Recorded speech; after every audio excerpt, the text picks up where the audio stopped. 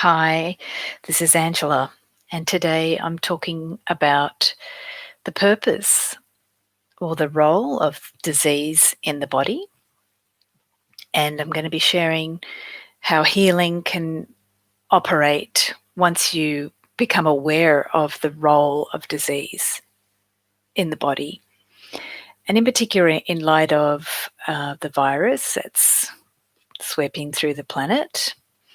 I'm not going to go into detail about this particular virus. There are some people out there that are doing really good information about the purpose of it spiritually. In general, is to wake up humanity to how we are not falling into our role as caretaker of the earth. And so we have a very little life form taking control of our lives at the moment. And we have an opportunity as a collective to look at a different way of approaching our role as a caretaker.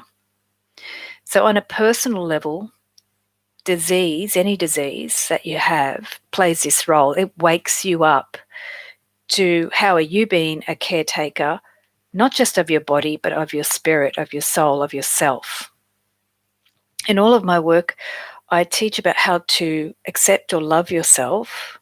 You can't always love yourself because that's not a natural feeling, but you start by accepting yourself and then you move to loving yourself. But in the journey to accepting yourself, if you have a disease, it's a really good opportunity to accept yourself because disease is not something that you can control. It happens to you. Of course, there are diseases that maybe you smoke cigarettes and you create those diseases, but then another person can smoke cigarettes and be fine. So disease happens to us and it seems to be out of our control. And there's an important reason that that happens when you have physical disease. So today I'm going to look at the role of disease in your body. And there's many ways to talk about this topic. Energy healing is a wonderful, diverse spectrum that addresses this issue. But I wanted to share a few thoughts. And then if are there other thoughts that you have or other resources, please put that in the comments because disease happens in many different systems of the body. And one of the difficulties with disease is because it happens in many different systems of the body, you have many different approaches. So some people will offer herbs, some people will offer medical treatments. I'm an advocate of both non-allopathic medicine, so alternative medicine, and ancient medicine, but I love modern medicine too. I'm here today because of modern medicine. I would have died last year if I didn't have modern medicine that was able to remove my uterus and ovaries, which was killing me. So today I'm going to share two diseases I've experienced.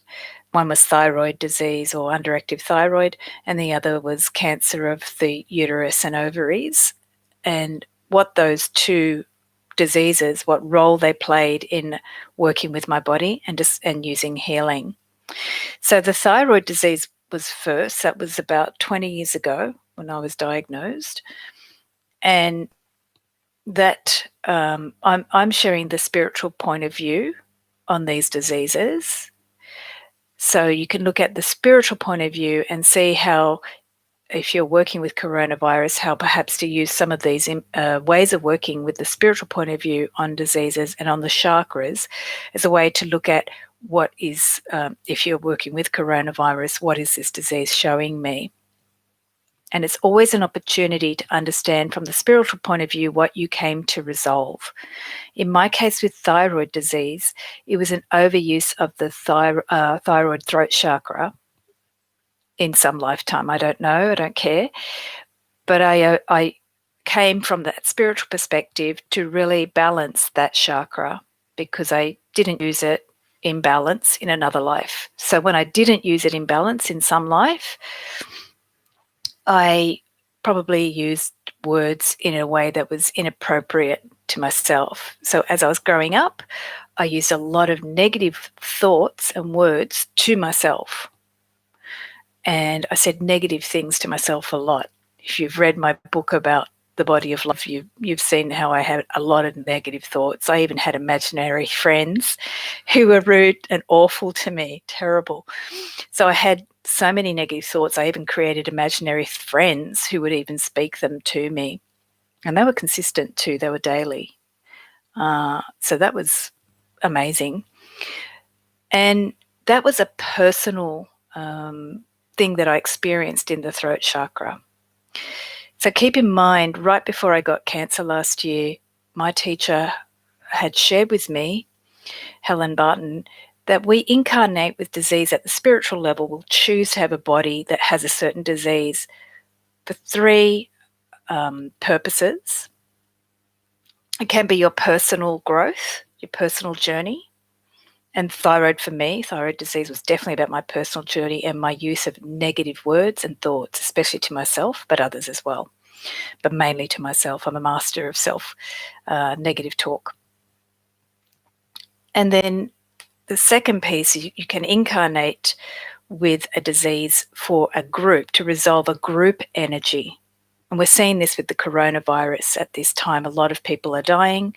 So that's a group energy that they're resolving. It can also be a personal thing they're resolving too. And then the third piece is that you'll incarnate with the disease for a universal purpose. And that can also be the coronavirus. Those who are taking on the coronavirus can be assisting something at the universal level, which we're not sure of yet. I'm sure there's different healers on the web that are sharing ideas about that. So keep in mind the three levels, the personal aspect, the group, and the universal. Now, the universal aspect can be something that collectively we're awakening. So a lot of people on the planet have incarnated taking on this coronavirus, and they're helping the rest of us step into our role universally, to step up as caretakers of Earth, not destroyers of Earth or other life forms, to wake up to how to be caretakers of each other. And that's important in the universal level. So we learn to be a member of the universe, which doesn't harm. At the universal level, there are no life forms that harm each other. And if they do, they experience a direct consequence of that. But on Earth, we're still learning how to be able to live in harmlessness. So that means in our journey to learn to live in harmlessness with other life, all life, not just humans, plant life, mineral life, all life, animal life, other species, we are learning to resolve group energies that could be at your family level, your nation level, could be other soul groups that you incarnated with. And this is what I got to experience with my cancer in the uterus and ovaries, which was a particularly difficult and life-threatening experience last year. The result of the uterus and ovaries was an overuse of the sacral chakra. I definitely have a lot of group karma with certain groups about the sacral chakra. I know that from my theatre days and my performance days, where we overused that sacral chakra. We used it with unbalanced emotions. And I'm not saying that we did naughty things. Everybody does naughty things with the sacral chakra. I'm saying that emotionally we got out of balance. And I personally also did that. And I had to resolve how I balance my emotions in this life. And to be honest, if I didn't balance my emotions last year while my cancer was taking control of the body, I wouldn't have survived. As a byproduct of the cancer, it had created extreme blood clots in my lungs, and it had filled up my right lung with fluid, almost to the top of the lung eventually. Just the fluid wouldn't go. So I do have a bit of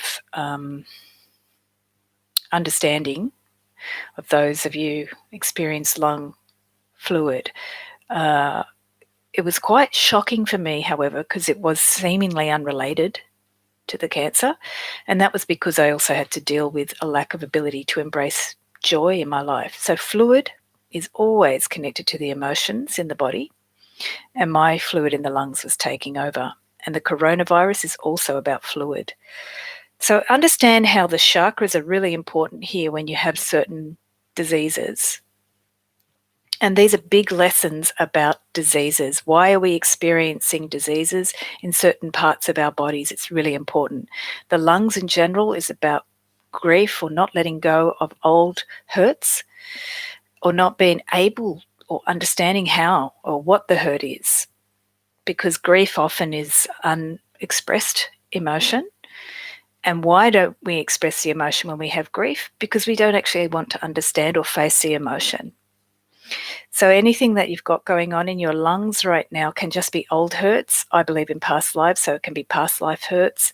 It doesn't have to be this life hurt. So if you're working with old griefs, understand that you don't need to know what the emotion is at this time. You can really focus on different ways of embracing joy in your life. So I'll share what I was given advice last year in hospital when I was not able to function. 2 different teachers and several other friends who are healers or just gifted and know me, they just told me to focus on joy. What gives me joy? It was the best medicine. It was alternative medicine.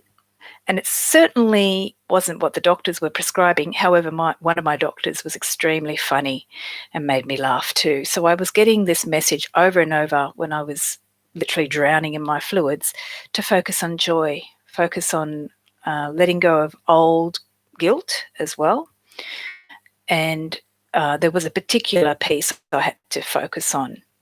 So that disease, the role of that cancer, was really important to clear a lot of stuff, a lot of old energy. I had the uterus and the ovaries cut out, so that old energy was literally removed. And the fluid in the lungs and the blood clots and resistance to joy were also forcing me to see what old emotions were blocking me to embrace joy, or to open to joy, or to just simply focus on joy. Because you can focus on positive things, but if you've got stubborn old energies blocking that focus, you've got blurry vision, or you've got a sense of loss, or a sense of ugh. And grief is very amorphous. It can attach to any emotion that it wants to make it feel more empowered. If you have fluid in the body anywhere, it's always about your emotions being out of balance, or your emotions taking over other parts of your self. We have our emotional self, we have our physical self, and we have our mental self, and we have our spiritual self. So the emotions can take over. And our bodies are very important to understand where in our lifetimes emotions have dominated. So in my sacral chakra, by overusing my emotions, I perhaps did certain activities with my sacral chakra that didn't necessarily align with my spirit, or didn't allow my spirit to do the work it was coming to do in that life. And so I learned how I also could suppress emotions as well as be excessive in the emotions. And positive emotions are very good, but if they're not channeled constructively, so if fluids in the body are not channeled in the right areas, in the same way positive emotions, if they're not channeled constructively, they can spill out into violence, which we're seeing globally as well. So how do you channel positive emotions constructively? You need to know how to nurture those emotions so they're channeled in appropriate ways. And that's not always done collectively very well. It's always done personally when we're nurtured in good relationships.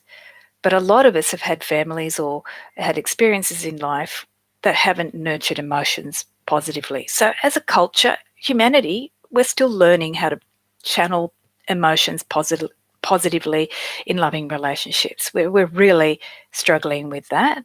We have for thousands of years, so don't think you're any different to other humans. But we have evolved certain tools over time. Perhaps we're not using them as a planet, or perhaps we've got to the point collectively as a group that we sort of have relied on modern institutions or perhaps technology to do things for us, and we've become lazy. So we can look at what are the basic things I can do personally for my emotions to keep them in balance. It's not to be without emotion. It's to see how perhaps you've got negative emotions that you're not taking responsibility for. It can also be about self-indulgence, where you're not stepping forward because you're too much in your emotion. It can also be just not helping your fellow human because you're too self-absorbed or narcissistic. You know, all of this talk about narcissism. Why do we have so much discussion about narcissism at the moment? Because we're looking at our own navels too much, our sacral center. We're too indulgent. And we're not thinking about, okay, I might be struggling. How can I get out of this? And a simple tool is to help somebody else. Or how can you think about other people at the same time as you're struggling? When I was in extreme disease and suffering physically, I couldn't really help other people.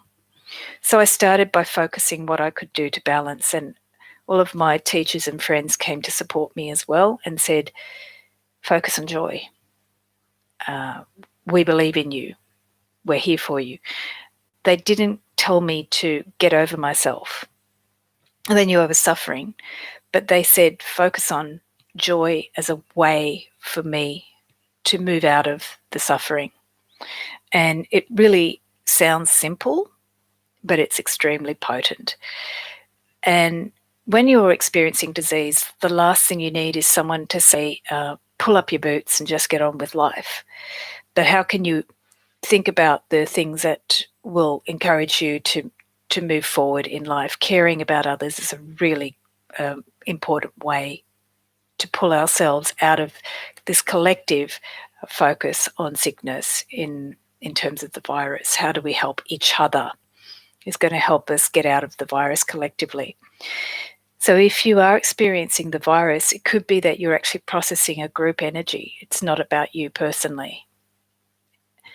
For me, that fluid in the lungs was an aspect of my personal journey. However, the cancer in my uterus was a group energy.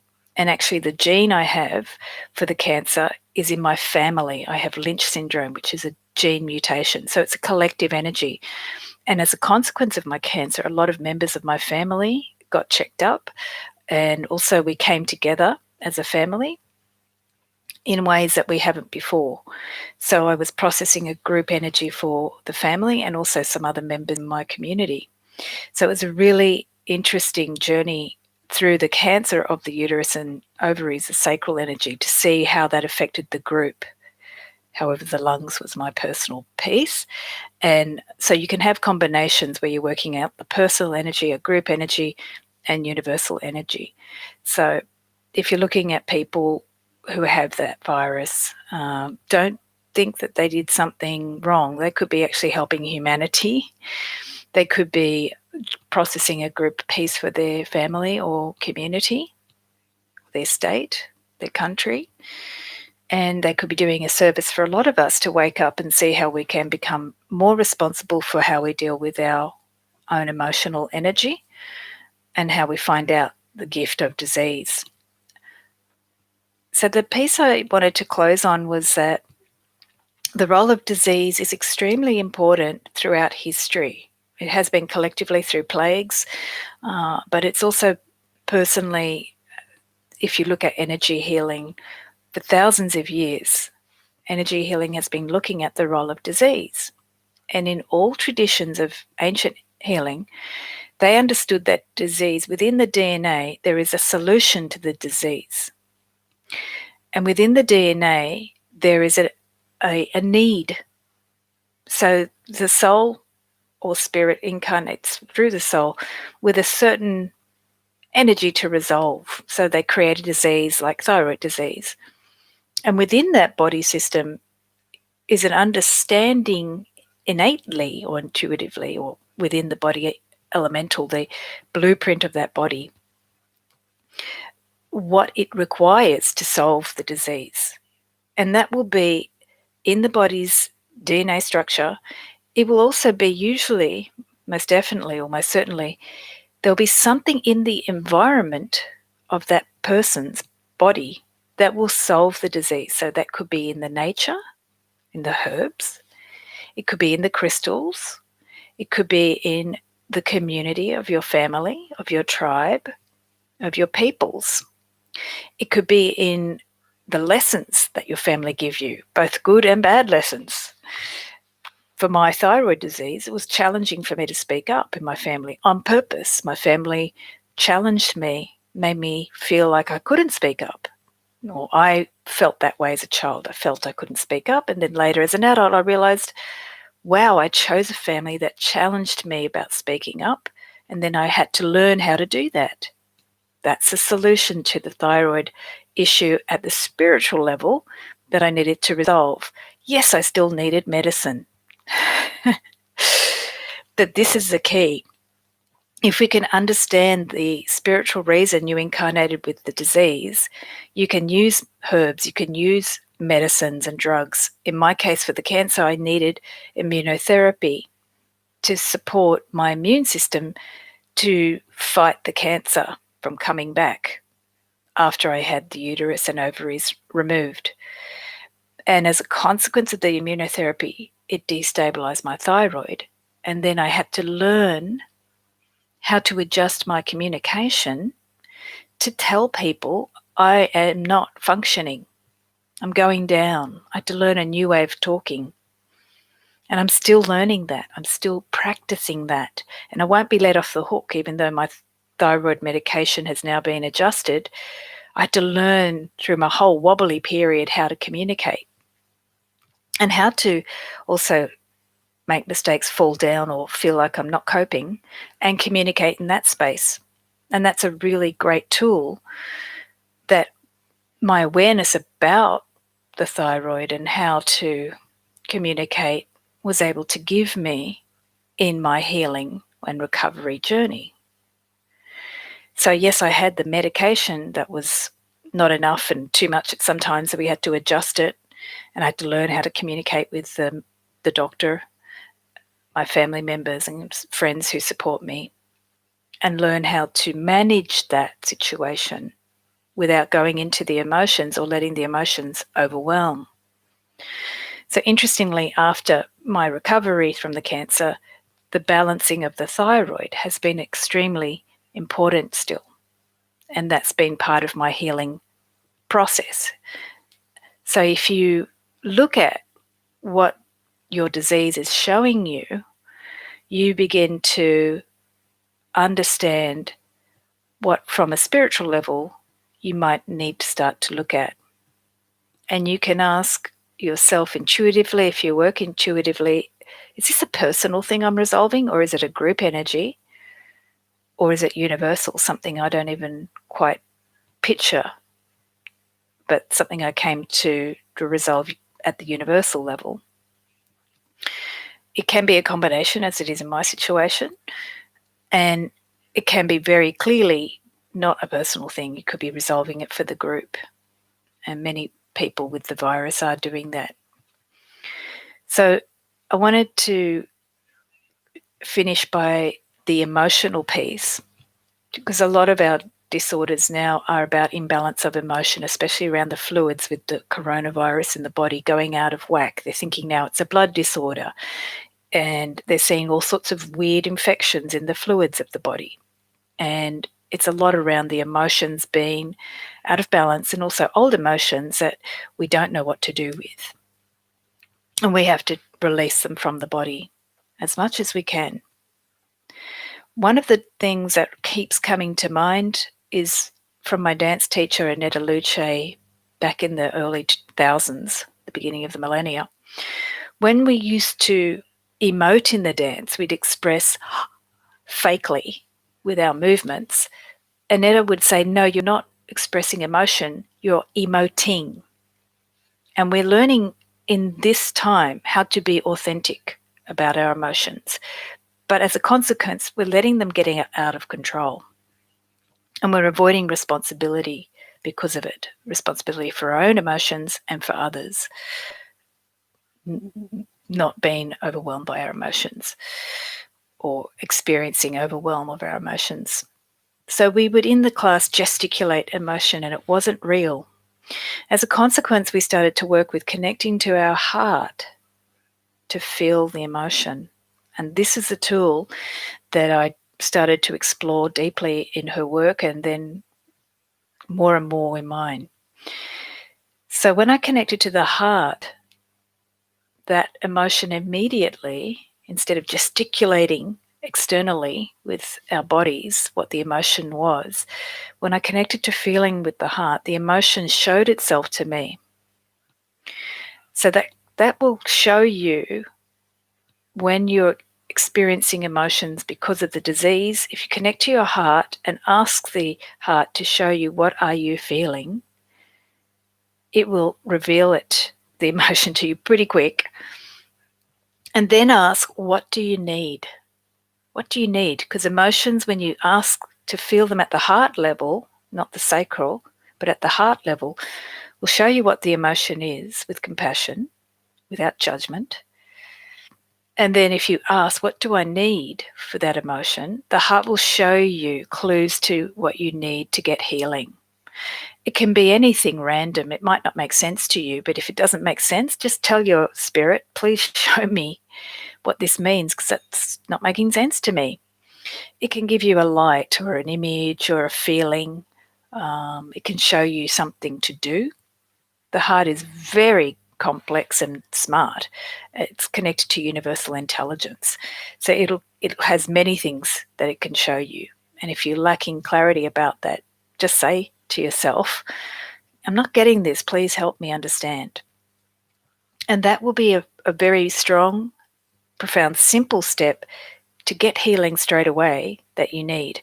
It's how I got through hospital. I would always do this, and straight away it would tell me, ask the doctor this, or tell the nurse that, or use that healing light. No, don't use that healing light. Often it would say, don't, stop. It would tell me to let go of things. It was profound. I just did it all day, every day to get through the seriousness of my disorder at that time, because my body was extremely out of balance and chaos was ruling. And the process of connecting to the heart is something I will continue to do. It doesn't end. But what I learnt through the disease was what needed to be addressed so I could move through that disease and then move forward to recovery and now onward to healing. So if that's something that is of interest to you, to learn about connecting to your heart, I'm going to be sharing movement classes online starting September this year. I may start earlier, but September is my projected date. And you can sign up to the newsletter. I'll put the link in the description below. And find out when the classes are going online. They're going to be movement classes that will show you how to use movement as a way to connect to your heart, to other parts of your healing abilities, and also to the energy body, and especially to your spirit and how that spirit works through our bodies and is showing us all the time what our bodies are capable of and how to move through anything in your life, any obstacle. Movement by its nature is about moving through energy, through light, through sound, to discover the beauty of who you are. And I welcome any questions and comments as well.